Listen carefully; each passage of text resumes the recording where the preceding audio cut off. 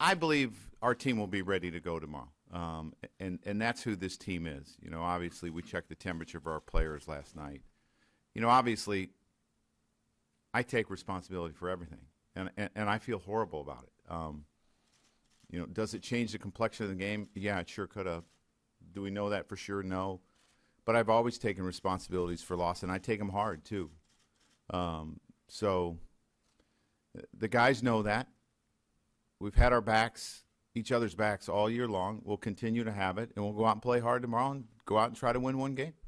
So you said you took their temperature last night. Was that a well, you just kind of see, you know, my coaches do it too, and you know, it's a tough loss. It's a tough situation. It really is. We had an 8-3 lead, and we weren't able to hold it, and it's frustrating. I felt I kind of used the formula I have been using the last 2 or 3 months, and last night it doesn't work, so I take responsibility for that. I mean, that's just who I am, and I did it as a player, and whenever we lose, I take it hard, and this one was really hard. Wally? Joe, when you say you feel horrible about it, having slept on it, do you now think that it was a mistake not to challenge the call? Yeah, I mean, I think you can, you know, you can second guess yourself, but here's the process that I go through. Brett Weber has been so good at what he does that when he tells me that something's not inconclusive, I believe him, you know, because he's been so good. Now, knowing that I had 2 challenges,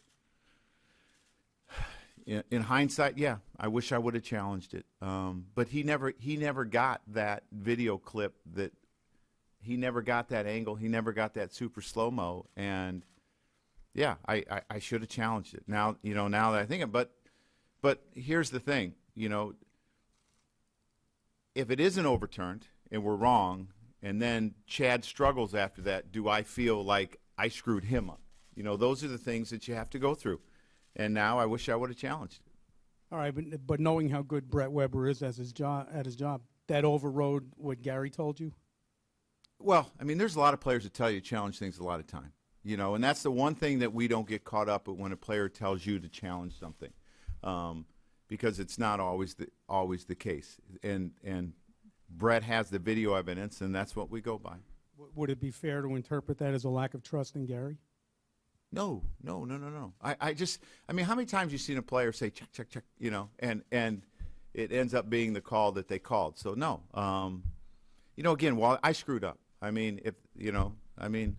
And it's hard. It's a hard day for me. But I got to move forward, and we'll be ready to go tomorrow. Dave, to your left, Joe.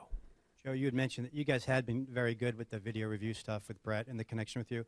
Just how the chain of command works for that, as soon as that play happens, Brett just looks at whatever he's got in front of him, and he gives you a yes or no? Basically, yes. Okay. And so in this case, he just said no because he didn't know for sure. He said he felt that the ball changed directions, and there was nothing saying that it didn't hit his hand. Ken? Joe, you talked about disrupting the rhythm of the pitcher. Right. Yet, when you guys have mound visits, you can argue that disrupts the rhythm of the pitcher, too. What is the difference in your mind? Is there a difference? Well, I think a lot of times when you have a mound visit, in a sense, you're going to try to get him back in rhythm, to get him to throw strikes or whatever they're doing, or you see a hitter he hasn't faced, in a sense. So Larry had made a mound visit, I think, before Chisholm. So sometimes it can take 2 or 3 minutes, you know. To your right, Joe. Dan? That's the difference to me. Sorry. Joe, if Gary was a more experienced catcher, might you have? No, it would have been the same. Anytime a player tells me to check something, I don't automatically check it.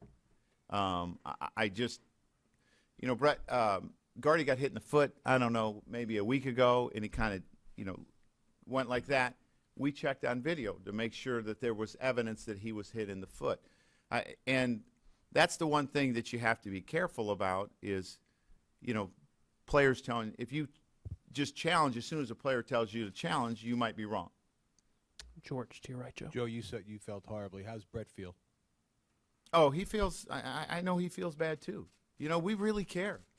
And, again, I take full responsibility. You know, it's not Brett's fault. It's my fault. Second row to your left, Joe. Joe, in this case, we got it in you. They don't make believe like you don't trust him. And when that happened, You don't challenge the play. But when there's a happening, you don't deal. Robinson, it wasn't ready the way you don't bring it over and take over from Green.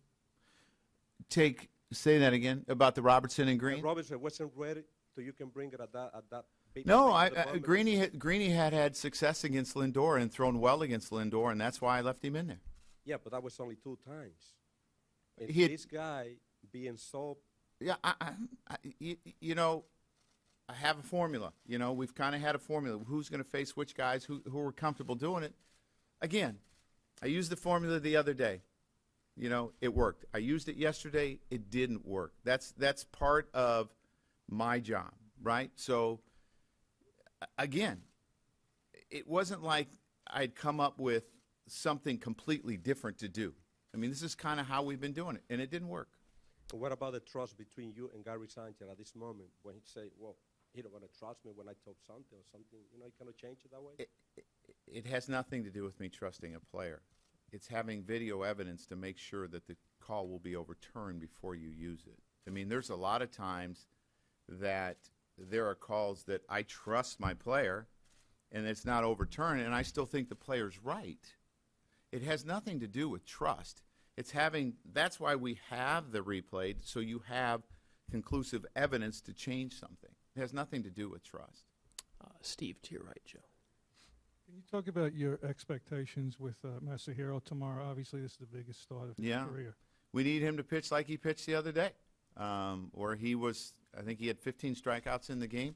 And, you know, this is a team that's going to grind out at bats, and he needs to grind out at bats with them. Wally? Joe, considering how long the game went last night and how many pitchers you had to use, how compromised is your bullpen for tomorrow? That I'll have to see tomorrow, Wally. After a day off, we'll have to see. You know, my guess is Dellin won't be available, and I will have to check with the other guys. On the right aisle, Joe. Joe, who's catching tomorrow? I mean, probably going to go with Sanchez. Other questions? On the left aisle, Joe. Joe, I know it's a one game at a time thing, but how hard is it not to have that backs to the wall mentality and take it just one game at a time? Well, I don't think that's always the worst mentality to have. I don't. I think sometimes that can be a good mentality to have. So, you know, we will preach to them, just win one game. Win one game tomorrow, and let's see where we're at, and we'll go from there. To your right, Joe. Dan? Any chance Holiday plays tomorrow? We will continue to look at things, and we'll see. And just, you've got to win 3 straight now against a team that's gone, I think, 34-4. I mean, what is the added challenge against a team that's on that much of a roll? Well, I mean, we know they're really good. We knew that going in, that they're really good. I mean, the way I look at it is you have to win 1 in a row. Dave, right here. I know you have to try to have a short memory with these type of decisions that you make. Where does this one kind of sit as one that's going to bother you for a little while? I mean, it seems like, it got a lot of attention, obviously, and it was a big part of the game. Is this going to be one of those that it is going to stick and it's going to be harder to get past? Let's just see what happens tomorrow and as we move forward. I mean, that will probably determine the severity of it. To your right, Joe. Joe, how does the injury to Edwin Encarnacion change the way that you maybe attack the Cleveland lineup?